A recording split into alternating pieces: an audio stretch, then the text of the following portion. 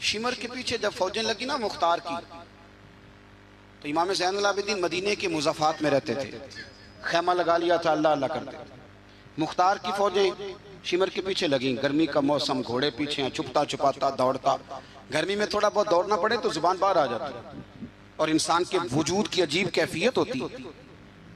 شمر ادھر آ گیا جہاں امام زین العابدین کا خیمہ تھا، اس نے دیکھا کہ ایک گھر ہے، چھپنے کی جگہ، دوڑ کے اندر داخل ہوا، امام مصلی پہ بیٹھے تھے، یوں نظر اٹھائی، کیا شان ہے رسول کریم کے گھرانے، کیا انداز ہے گھرانے کا، یوں نظر اٹھائی، فرمایا پردیسی پانی پینا ہے؟ بند کرنے والا تھا پانی پینا ہے؟ کہنے لگا پینا ہے۔ شمر کہتے میں سمجھا کہ پہچانا نہیں امام زین العابدین، پہچانا نہیں، وقت بدل گیا، حالت بدل گئی، وہ تاج و تخت والے آج رسوا ہیں۔ امام زین العابدین خود اٹھے، سننا اور یاد رکھنا، اٹھے، برت پیالے سے پانی، اپنے مٹکے سے پانی پیالے میں ڈالا، پھر ایک پیالہ دیا، پھر دوسرا دیا، اور پیو گے؟ تیسرا دیا۔ شمر کہتے جب میں سیر ہو کے پانی پی لیا نا تو مجھے تو گمان تھا نا پہچانے نہیں، تو میں اجازت لے کے باہر نکلا تو میں نا پانی تو پی لیا پر پانی پانی ہو گیا۔ ہم تو دشمن کو بھی پاکیزہ سزا دیتے ہیں، ہاتھ اٹھاتے نہیں، اسے اس کی نظروں سے گرا دیتے ہیں۔ کہتے ہیں کہ پانی پانی ہو گیا، یار میں نے پانی بند کیا، پیاسے رکھا 3 دن اور مجھے پلا رہے ہیں، شرم آئی اور میں نے کہا مر تو اب جانا ہی ہے، تو زین العابدین سے ایک سچی بات نہ کر لے۔ میں اندر گیا تو امام پھر گردن جھکائے بیٹھے تھے، تو میں نے کہا زین العابدین شاید آپ نے پہچانا نہیں، تو امام صاحب نے نظریں اٹھائی تو آنکھوں میں آنسو تھے۔ فرمایا کیوں نہیں پہچانا؟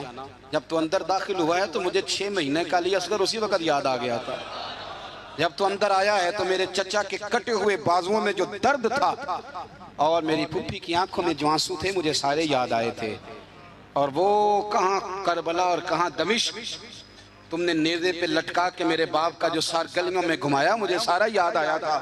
شمر کہتا میں نے گھبرا کے کہا پھر پانی کیوں پلایا؟ اگر پہچان گئے تھے تو پانی کیوں پلایا؟ کہتا یوں کر کے آنسو پونچھے امام نے، فرمانے لگے میری مجبوری ہے، میں ساقی کوثر کا نواسا ہوں، میری مجبوری ہے، مجھے پلانا تھا، میں مجبور ہوں اس لیے کہ مصطفیٰ کا نواسا ہوں۔ انہوں نے ہمیں سکھایا ہے کہ جو پانی نہ دے اسے پیالے بھر بھر کے پلانا چاہیے۔ کدھر گیا میرا اور آپ کا کردار؟ چھوٹے چھوٹے دل، اتنی اتنی بات میں جھگڑا۔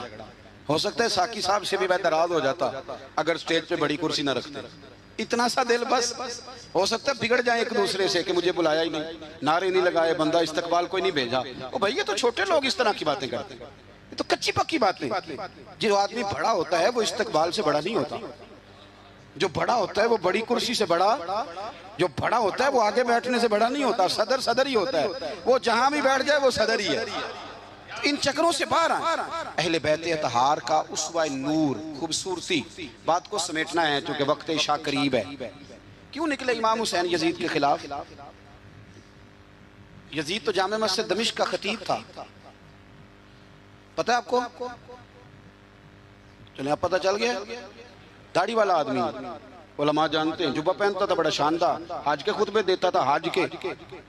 ہمارے تو حکمرانوں کو سورت اخلاص نہیں آتی، پھر بھی آپ کہہ کے دیکھیں، وہ کہیں گے سب سے زیادہ مذہب کا پتہ ہی مجھے ہے۔ یزید داڑھی والا، پگڑی والا، امامے والا، جبے والا، حج پڑھانے والا، تو امام آپ کو کیا ضرورت پڑی تھی اس کے خلاف نکلے اور اس طرح نکلے کہ بچے قربان کرا دیے؟ تو امام حسین کے سارے خطبے، سارے مدینے سے مکہ، مکہ سے مقام بیضا، وہاں سے کربلا، سارے خطبے، وہی خطبہ پھر دمشق میں امام زین العابدین کا، وہی پھر مدینے میں امام زین العابدین کا۔ امام حسین فرمانے لگے یزید اللہ کی حدوں کو توڑتا ہے، رب کے حلال کو حرام اور حرام کو، آپ کے ملک میں کہا نہیں جاتا کہ مولوی گنجائش نکالیں سود کے بارے میں؟ اتنا بڑا جرم جس کو کہا گیا کہ اللہ رسول سے جنگ ہے، یہ اتنے بڑے حرام کو حلال کرنے جا رہے ہو، کہا یہ اللہ کی حدوں کو توڑتا ہے، نمازیں چھوڑ کے پڑھتا ہے، رنڈیوں کا ناچ دیکھتا ہے، مجرا جو آج کل گند ہر ایک موبائل میں آیا ہے، یہ امام حسین نے یہ خطبہ دیا، فرمایا کہ مجرے دیکھتا ہے، ناچ دیکھتا ہے، عیاشیاں کرتا ہے۔ اور پھر امام حسین نے فرمایا میں نے اپنی آنکھوں سے اسے مدینے میں شراب پیتے دیکھا ہے، فرمایا جو اتنے بڑے کبائر کرتا ہو اس کے ہاتھ میں ہاتھ دے دوں؟ یار سمجھو تو صحیح، امام حسین کا جہاد تو بے حیائی کے خلاف، شراب کے خلاف، امام حسین کا جہاد تو دین کو نافذ کرنے کا، نماز پڑھنے سے یزید منع نہیں کرتا، نافذ کرنے کا جہاد۔ امام نے بچے کٹوا دیے، لیکن الیکشن میں بڑے شرابی کی بڑی فوٹو کے نیچے چھوٹی میری بھی لگی ہو، اور میں سب سے بڑا حسینی، سب سے بڑا، یرانے سارے شرابیوں سے، یزیدیوں سے، اور سب سے بڑا حسینی میں، سارا گند ملت کے جوانوں کے موبائلوں میں، لڑکیوں کے کالج کے آگے لڑکوں کا رش، اور بہت ساری بچیاں بیچاری پڑھنا چھوڑ گئیں، کالج چھوڑ گئیں، اس لیے کہ باپ نگرانی نہیں کر سکتا، ڈیوٹی نہیں دے سکتا۔ اور بھائی یہ سارے حسین کے ماننے والے ہیں، یہ امام علی مقام کے ماننے والے ہیں۔ یہاں اپنے ملک میں اپنی بیٹیاں محفوظ نہیں، ہندوؤں سے خطرہ ہے، یہاں سکھوں سے خطرہ ہے۔ او میرے عزیز یاد رکھ، اگر تو گند دیکھتا ہے، گند کو پروموٹ کرتا ہے، گند کی بات کرتا ہے اور اس بے حیائی کو فروغ دیتا ہے، تو قیامت والے دن امام حسین کا ہاتھ ہوگا، تیرا میرا گریبان ہوگا۔ حضرت علی اکبر میدان محشر میں کھڑا کر کے سوال کریں گے کہ میں نے بازو کٹوا دیے اور تیرے ہاتھ چلتے رہے گندگی کے لیے، اس کو پروموٹ کرتا رہا۔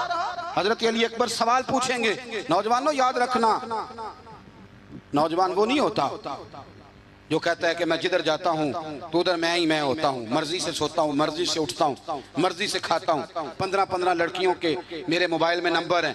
یہ جوانی نہیں، یہ تو کمزوری ہے آپ کی، یہ تو نفس کی غلامی ہے۔ جوان تو وہ ہوتا ہے جتنا قد اونچا ہو اتنی نظریں جھکی ہوئی ہیں، جوان تو وہ ہوتا ہے جتنا زیادہ اللہ قوت دے، اپنے سارے معاملات کو، اپنی عقل کو، اپنی قوت کو وہ در رسول کا غلام بنا دے۔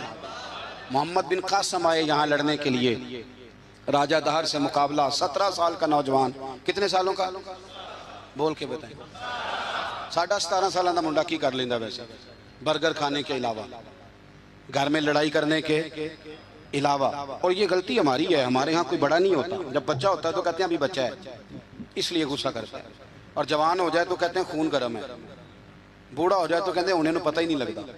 تے سیانے ہونے دی کیڑی عمر ہے جی، وہ بھی بتا دیں، اس کا بھی کوئی بہانہ بتائیں، کب سمجھدار ہوگا؟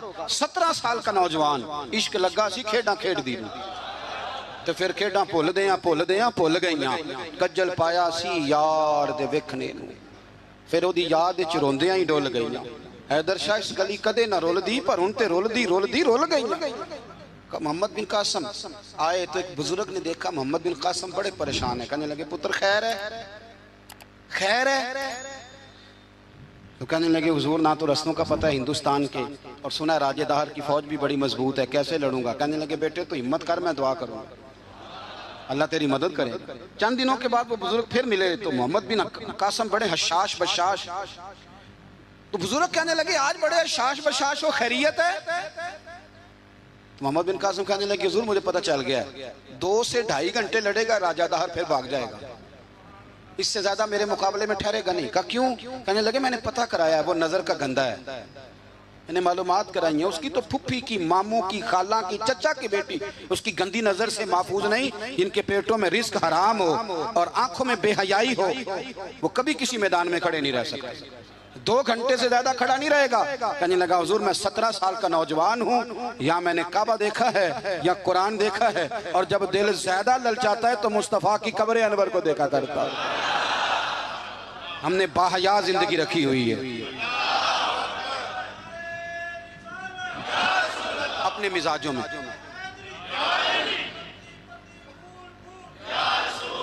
سنیں جی، اللہ جزائے خیر، سنیں، امام حسین نے نا سر سجدے میں کٹایا اور تلاوت نیزے کی نوک پہ بھی جاری رہی۔ آج محفل سے جانے کے بعد جس نے 2 نفل نہیں پڑھنے اور سپارہ قرآن پاک کا نہیں پڑھنا، مجھے یہ لگتا ہے کہ اس نے بھی محفل کا مزہ نہیں چکھنا۔ کم از کم اتنا تو کرو یار کہ سپارہ روز کا۔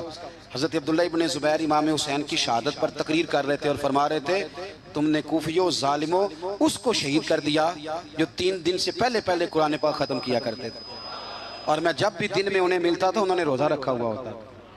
3 دن میں قرآن ختم کریں تو روز کے کتنے سپارے بنے؟ تو میں اور آپ کتنے پڑھتے ہیں؟ میں گزارش کرتا ہوں، میں منت کرتا ہوں، کچھ نہ ہو سکے نا، میرے اسا فرمایا کرتے تھے کچھ نہ ہو سکے تو قرآن مجید ایک دفعہ گھر میں کھول ہی لیا کرو۔ فرماتے تھے اس کے صفوں سے ایسا نور نکلے گا کہ تمہارا گھر روشن ہو جائے گا۔ اسے کھول ہی لو، قرآن سے پیار کرو، اسلام سے پیار کرو، دین کو اپناؤ۔ بچے اس وقت نہیں نماز پڑھیں گے جب آپ گھر میں لیکچر دیں گے کہ نماز پڑھنا چاہیے۔ آپ مصلی بچھا لیں، 1.5 سال کا بچہ بھی آ کے ساتھ کھڑا ہو جائے، اس کو پتہ کوئی نہیں نماز کیا ہے، پر ابا پڑھ رہا ہے تو وہ انشاءاللہ پڑھے گا۔ ماں سویرے قرآن مجید کھول لے، 3 سال کی بیٹی جس کو کچھ نہیں آتا وہ بھی سقاف لے کے نا اور سپارہ لے کے الف با تا سا پڑھے گی۔ او میرے بھائی، پھر وہ جب 3 سال کی بیٹی اپنے باپ کے لیے ہاتھ اٹھا کے دعا مانگے گی نا تو مجھے لگتا ہے اللہ رحمتوں کے سارے دروازے کھول دے گا۔ اس لیے اپنی زندگی کو سجائیں، سنواریں۔ محبتیں تقاضا کرتی ہیں کہ محبوب کو تحفے دیے جائیں، محبتیں تقاضا کرتی ہیں کہ محبوب کے لیے قربانی دی جائے۔ وہ عاشق جھوٹا ہوتا ہے جو محبت تو کرتا ہے قربانی کوئی نہیں دیتا، وہ ناکام عاشق ہوتا ہے جو محبت تو کرتا ہے پر محبوب کے لیے کوئی تکلیف برداشت نہیں کرتا۔ میرے رسول کریم علیہ السلام نے نا، ہمارے ہاں لوگ سمجھتے ہیں جی میں لاڈلا ہوں، جی بھئی کیا مطلب؟ کہتے ہیں میں لاڈلا ہوں، مجھ سے پیار بڑا کرتے ہیں۔ آپ کو پتہ ہے لاڈلا کون ہوتا ہے؟ نبی پاک صلی اللہ علیہ وسلم نے فرمایا میں اپنے رب کا سب سے زیادہ محبوب ہوں اور سب سے زیادہ تکلیفیں بھی مجھے ہی آئی ہیں۔ لاڈلا اس کو کہتے ہیں جس کو آنکھوں پہ بٹھایا جائے، کہ لاڈلا تو وہ ہوتا ہے جسے تکلیف سہنی پڑتی، جو آزمائش میں ہوتا ہے، جو اذیت میں ہوتا ہے، وہ لاڈلا ہوتا ہے۔ حضور فرمانے سنو میری بات کو، اس کو سمجھو، فرمایا میں اللہ کا سب سے زیادہ محبوب ہوں اور سب سے زیادہ تکلیفیں بھی مجھے آئی ہیں، اس لیے کہ میں اس کا محبوب ہوں۔ بھائی یہ محبت کا رستہ ہے۔ اگر آپ لاڈلے ہیں تو بتاؤ پھر اذیت کتنی اٹھائی، اگر آپ لاڈلے ہیں تو تکلیف کتنی برداشت کی۔ جتنے لاڈلے ہیں حضرت آدم سے لے کر میرے محبوب تک، سب نے تکلیفیں اٹھائیں۔ حضور کے صحابہ نے بڑے غم سہے، زخم پہ زخم کھا کے جی، خونے جگر کے گھونٹ پی، آہ نہ کر لبوں کو سی، یہ عشق ہے کوئی دل لگی نہیں۔ ہمارے ہاں نا لوگ سمجھتے ہیں بس موج لگ جائے گی لاڈلا بن جاؤں گا۔ بھائی یاری تیری سونا پر ازمیشاں بھی تیریاں آگ، اے سونا پرکھیا جامدائی پہلو نہ لگاں دے لگ۔ آپ سمجھ لیں اس بات کو کہ یہ سراسر لاڈلا ہونے کا معنی سراسر امتحان ہے۔ نبی کریم صلی اللہ علیہ وسلم کی اہل بیت رب کریم کے بڑے محبوب ہیں اور نبی پاک کے بڑے لاڈلے ہیں، اور حضور کے جتنے بھی لاڈلے تھے وہ سارے آزمائشوں میں، سارے۔ لاڈلا وہ پیر صاحب کا بیٹا ہوتا ہے جو کرتا کراتا کچھ نہیں، وہ مادرزاد ولی ہے جی، لاڈلا ہے۔ مطلب کیا کہتے ہیں؟ یہ کچھ بھی نہیں کرتا، 4-5 بندے ہوتے ہیں جو اس کے جوتے اٹھاتے ہیں، ٹیشو پکڑتے ہیں، آگے پیچھے دوڑتے ہیں، یہ لاڈلا ہے۔ لاڈلا تو وہ ہے جس کو درد ہو، جس کو آزمائش ہو، جس کو تکلیف ہو، جو نکلا ہوا ہو، جو کچھ کر رہا۔ نبی پاک علیہ السلام کے اہل بیت لاڈلے، سیدہ عائشہ صدیقہ فرمایا کرتی تھی حضور کی ازواج میں سے حضور کو سب سے زیادہ پیار سیدہ خدیجہ الکبریٰ کے ساتھ تھا۔ سیدہ خدیجہ الکبریٰ رضی اللہ تعالیٰ عنہ مومنوں کی مائیں ہیں۔ حضور علیہ السلام سے نکاح ہونے سے پہلے وہ مکے کی ملکہ شمار ہوتی تھی۔